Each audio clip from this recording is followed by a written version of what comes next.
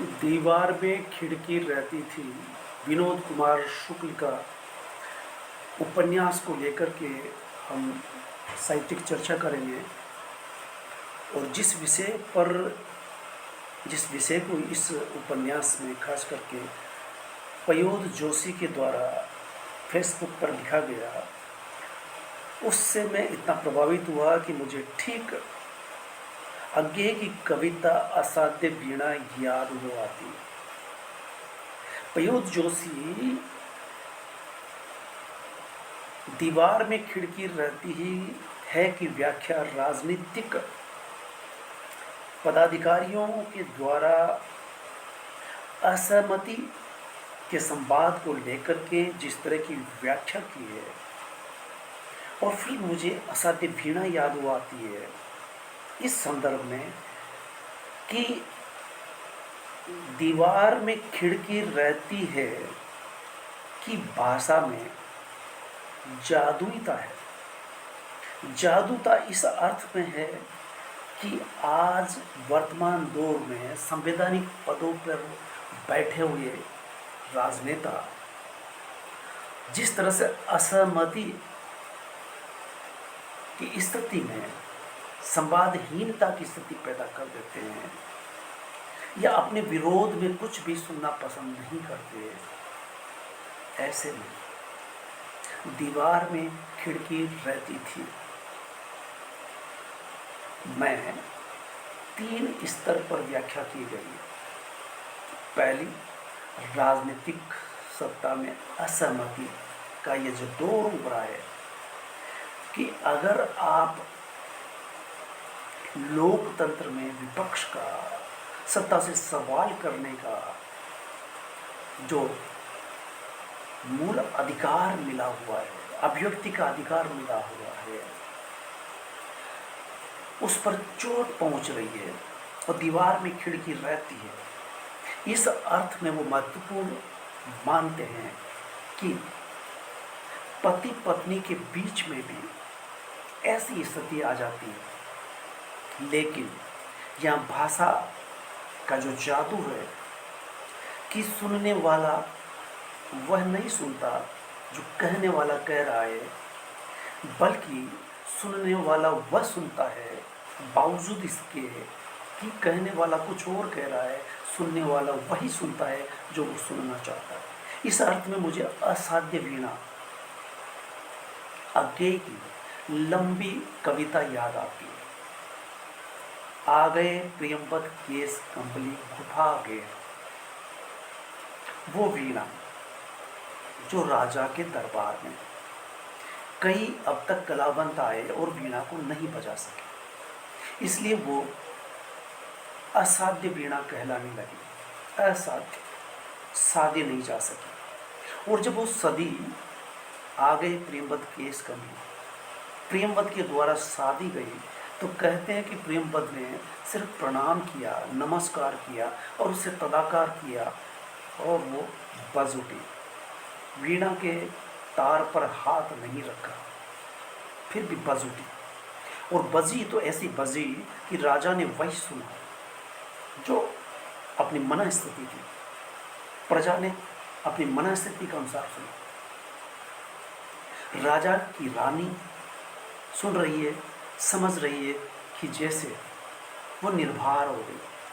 राजा जो सत्ता के तनाव में रहता वो तनाव मुक्त हो गया, चिंता मुक्त हो गया।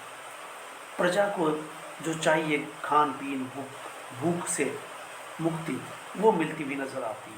तो असाध्य वीणा याद हो आती है।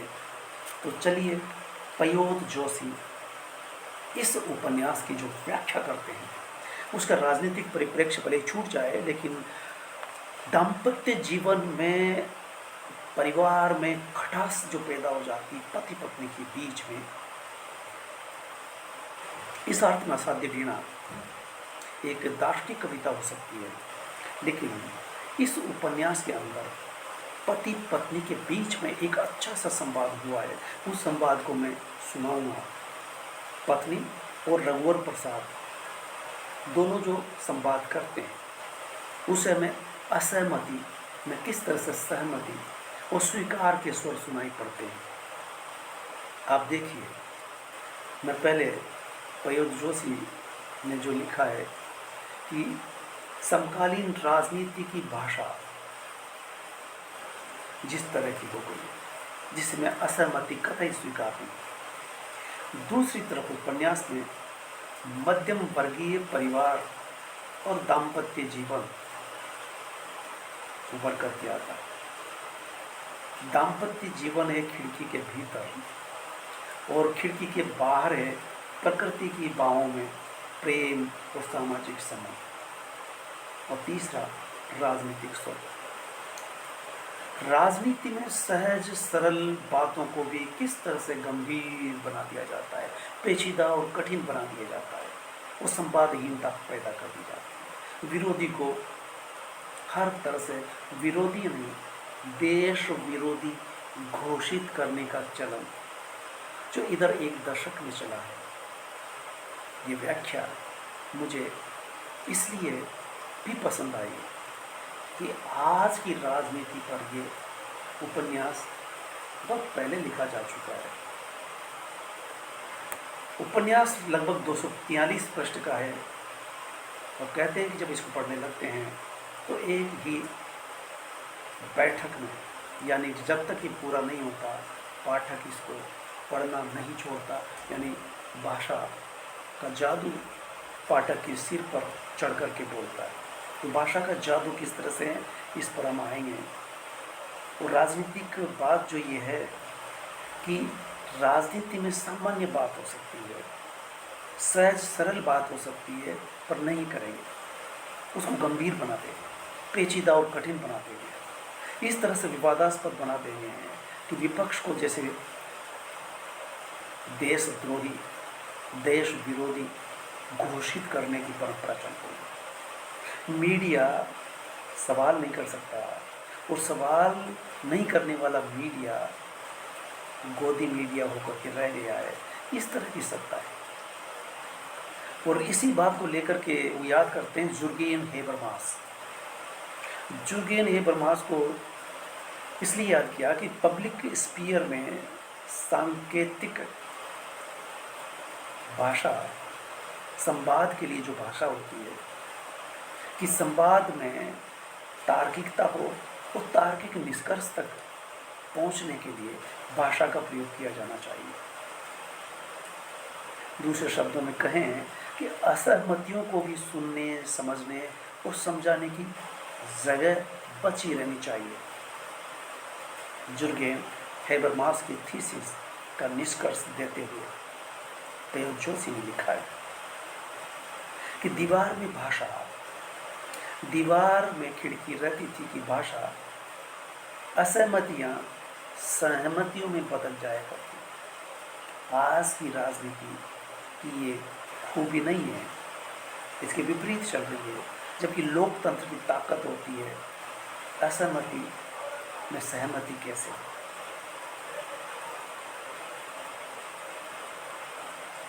कि सामने वाला भी सुने और सुन करके हमारे मन की बात कह रहा है, इस तरह से समझ जाए। ये उपन्यास की भाषा है।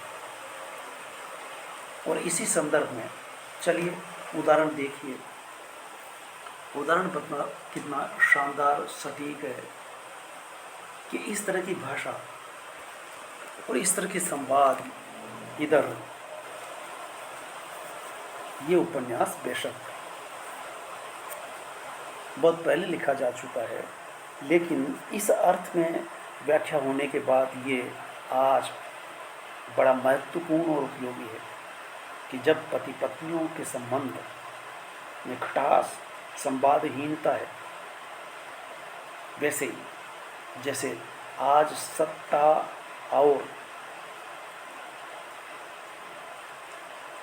दाम्पत्य जीवन के संबंध है, जैसे सत्ता के और विपक्ष के संबंध है। देखिए किस तरह से कहती कि पत्नी ने कहा हाथी नहीं मिल रहा है।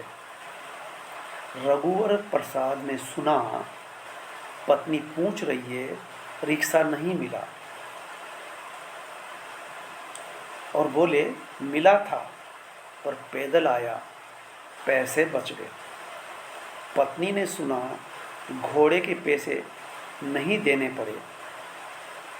और पत्नी ने पूछा, घोड़े से आने में कितना समय लगा? पति बोले, जल्दी आ जाता, पर रास्ते में एक दोस्त मिल गया। पत्नी ने क्या सुना, रास्ते में घुड़सवार और मिल गया। इस तरह से कहने का मतलब है कि पति पत्नी का ये जो संवाद है, पति कुछ और कह रहा है, पत्नी पत्नी जो पूछ रही है वो कुछ और पूछ रही है, पति कुछ और कह रहा है। फिर पत्नी कुछ और समझ रही है और पूछ बैठती है, पति कुछ और जवाब देता है। यहाँ पर दोनों में असहमति हो सकती थी, लेकिन संवाद की जो भाषा है, भाषा का जो जादू है, अगले को वही सुनाई पड़ता है जो वो सुनना चाहता है। क्या आज पति पत्नी के बीच में इस तरह के संवाद संभव है, या तू मैंने की आवाज़ सुनाई पड़ती है? तो ऐसे में ये उपन्यास बड़ा ही महत्वपूर्ण हो जाता है। और राजनीति में अगर देखें तो राजनीति में जो संवैधानिक पदों पर बैठे हुए हैं, असहमति से संवाद करने की स्थिति में नहीं रहे, जगह ही नहीं छोड़ते, उन्हें अपनी बात मनवानी होती है।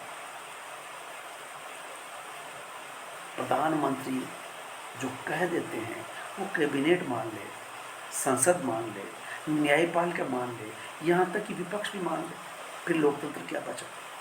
यही घर में अगर पति जो चाहता है या पत्नी जो चाहती है वो कहती रहे, पति सुनता रहे, ये क्या होगी? ये तानाशाही है, या कहें कि तानाशाही के समृद्ध होने के संकेत है सत्ता में, राजनीति में, लोकतंत्र में। और लोकतंत्र में सत्ता और लोक ऐसे दंपति की तरह है जिसमें विरोध और अस्वीकारिता की भाषा भी न्याय में गुती हुई होनी चाहिए।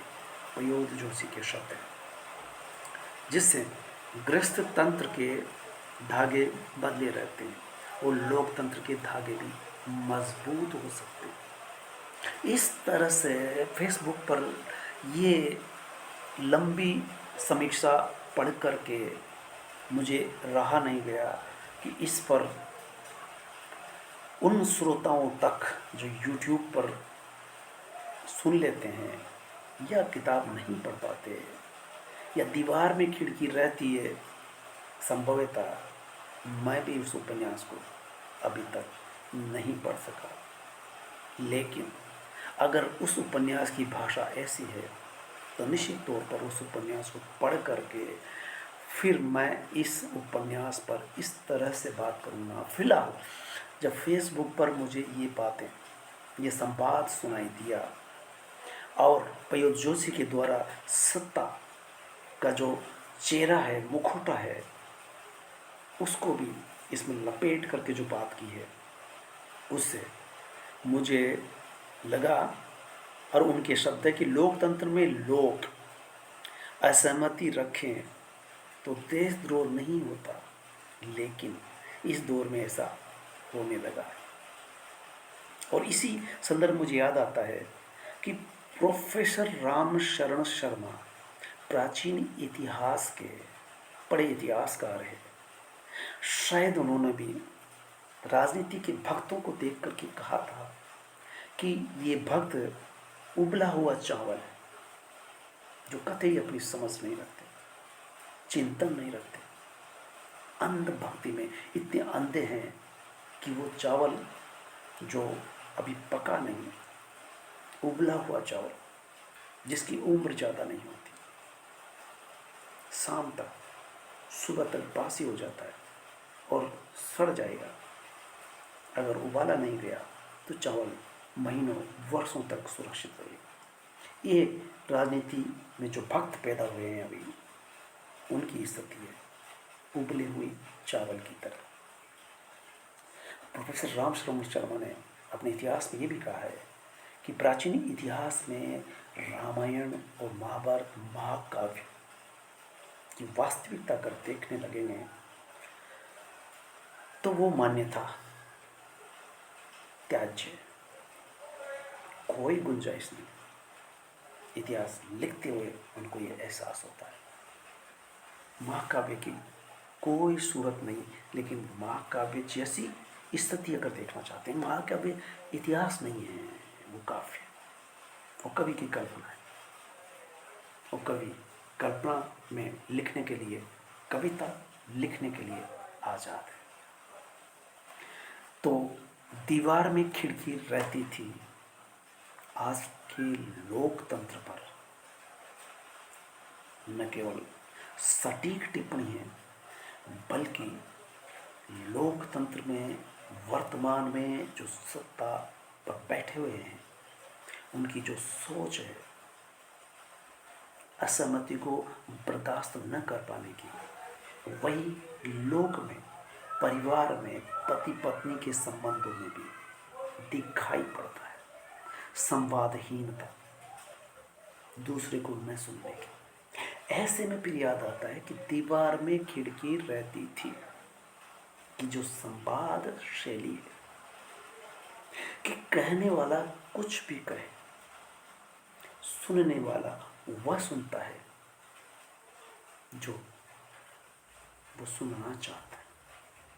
इसका ये मतलब निकलता है कि पति पत्नी के बीच में संवाद हो तो उसमें भाषा कुछ इस तरह की होनी चाहिए, या समझ का प्रयोग करना चाहिए, या यूँ कहें कि पैसेंस, धैर्य और समझ अगर हो तो निश्चित तौर पर ठहर करके विचार करके बात की जाए, सामने वाले को समझा जाए, संवाद बना रहे।